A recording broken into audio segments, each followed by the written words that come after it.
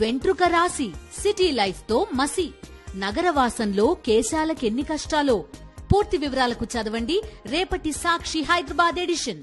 Phone tapping కేసులో దర్యాప్తు ముమ్మరం చేశారు అధికారులు. ఇవాళ చిరుమర్తి లింగయ్య విచారణకు హాజరు కానున్నారు. మునుగోడు ఉప ఎన్నిక సమయంలో పరిణామాలపై అధికారులు ఆధారాలు సేకరించారు. ఏడీఎస్పీ తిరుపతన్న ఫోన్లో కీలక ఆధారాలు లభ్యమయ్యాయి. మునుగోడుకు డబ్బుల తరలింపులో బీఆర్ఎస్ మాజీ ఎమ్మెల్యేలు కీలకంగా వ్యవహరించినట్టుగా గుర్తించారు. ఇప్పటికే ఉమ్మడి నల్గొండ, మహబూబ్నగర్ జిల్లాలకు చెందిన బీఆర్ఎస్ మాజీ ఎమ్మెల్యేలకు నోటీసులు ఇచ్చిన అధికారులు త్వరలో వరంగల్ జిల్లాకు చెందిన మరో బీఆర్ఎస్ నేతకు కూడా నోటీసులు ఇచ్చేందుకు సిద్ధమవుతున్నారు.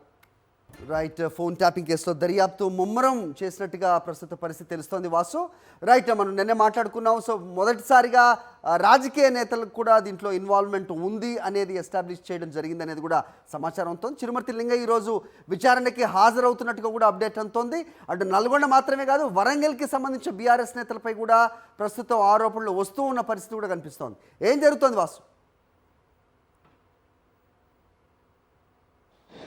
సరే, ఫోన్ ట్యాపింగ్ కేసులో ఇది కీలక పరిణామం చెప్పాలి. మరి కాసేపట్లో నల్లగొండ మాజీ బీఆర్ఎస్ ఎమ్మెల్యే చినమర్తి లింగయ్య విచారణకు హాజరు కాబోతున్నారు. ఇప్పటికే విచారణ అధికారి జూబ్లీహిల్స్ ఏసీపీకి 11 గంటలకు విచారణకు హాజరవుతానని సమాచారం ఇచ్చారు. ఈ నేపథ్యంలో జూబ్లీహిల్స్ పోలీస్ స్టేషన్ ప్రాంతంలో కూడా ఎవరిని మీడియాను అనుమతించకుండా కూడా పూర్తి స్థాయిలో కూడా కట్టుదిట్టమైన భద్రత ఏర్పాటు చేశారు. మరి కాసేపట్లో చినమర్తి లింగయ్య విచారణకు హాజరు కాబోతున్నారు. అయితే ప్రధానంగా ఇతనిపై ఉన్నటువంటి ఆరోపణలకు సంబంధించి కూడా గతంలో అరెస్ట్ అయినటువంటి ఒక అడిషనల్ ఎస్పీ సిడిఆర్ లిస్టులో కూడా ఇతడు మునుగోడు ఉప ఎన్నికల నేపథ్యంలో కూడా సన్నిహిత సంబంధాలు కలిగి ఉన్నాడు. అక్కడ డబ్బుల పంపిణీకి సంబంధించి పోలీసులు ఉపయోగించారన్న ఆరోపణలు అయితే ప్రస్తుతం మీద వినిపిస్తూ ఉన్నాయి. ఈ నేపథ్యంలో చినమర్తి లింగయ్యకు నోటీసులతో పాటు మరో నల్గొండ జిల్లా మాజీ ఎమ్మెల్యే కూడా నోటీసులు జారీ అయ్యి అతను కూడా హాజరవుతాడా లేదా అనే అంశాన్ని పంపించి చూడాల్సింది. ఇక మహబూబ్నగర్ ఉమ్మడి జిల్లాకు సంబంధించి మరో 2 బీఆర్ఎస్ మాజీ ఎమ్మెల్యేలకు నోటీసులు అందాయి. వాళ్ళు కూడా ఈరోజు లేదా రేపు విచారణకు హాజరు కావాల్సింది. ఇక వరంగల్ జిల్లాకు సంబంధించి ఒక కీలక బీఆర్ఎస్ నేత పేరు ప్రధానంగా వినిపిస్తూ ఉంది. అతడు కూడా పోలీస్ అధికారులు ఎవరైతే ఉన్నారో 4 అధికారులు అరెస్ట్ అయ్యారో వాళ్ళతో సన్నిహిత సంబంధాలు కలిగి ఉన్నాడు. అనేక సందర్భాల్లో కూడా పలుమార్లు మాట్లాడినటువంటి సిడిఆర్ కాల్ లిస్టుతో పాటు ఎఫ్ఎస్ఎల్ నివేదికలు కూడా పోలీసులకు అందిన నేపథ్యంలో కూడా ఈ నోటీసులు జారీ అయ్యాయి.